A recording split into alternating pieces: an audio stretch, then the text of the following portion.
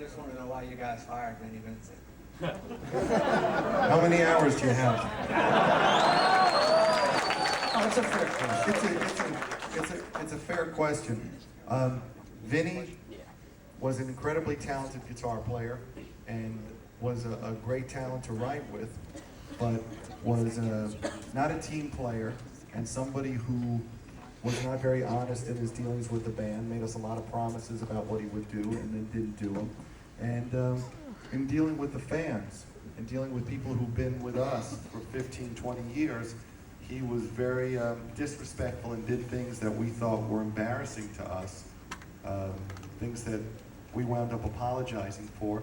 And at some point, very quickly, it became clear that Vinnie didn't belong in the band. Quite honestly, from the day that Vinnie joined the band, we weren't happy about having him, but we wanted to go out on tour, and a tour had been booked, and we didn't want to have a temporary guitar player.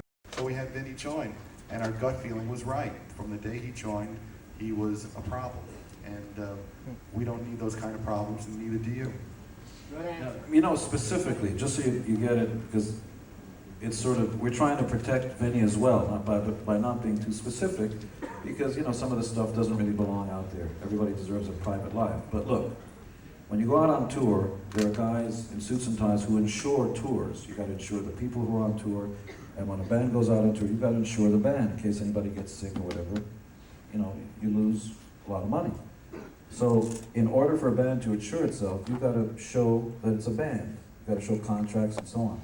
And in order for that to happen, everybody in the band has got to be signed to the band. You've got to have a piece of paper that says we're all in the same band, signed members of the band.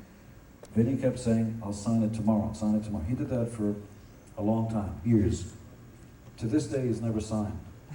And finally, he just said, you know, fuck it, this is not worth it. And honestly, he's just, you know, the ethics are questionable. At one point, now that we're talking about Vinnie, okay, let's tell the truth. Actually, at one point, what Vinnie did is he sold a fan a guitar that he had never played and said it was his favorite guitar and it was the guitar he always played. And he sold it to a fan for more than it cost in a store. And it was that kind of stuff that we just said, this is, you know, totally unacceptable. And we'll see you later.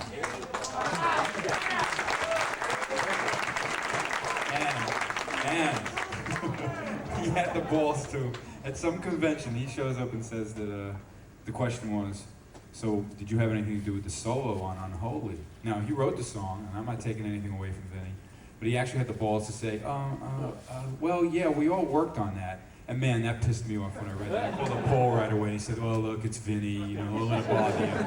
But you gotta be a complete scumbag to pull that kind of shit. Other than that, Bruce loves Vinnie. Yeah, but otherwise I love it.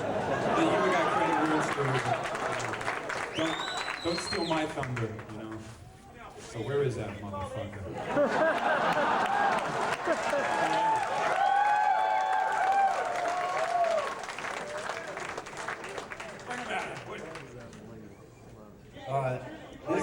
Next question.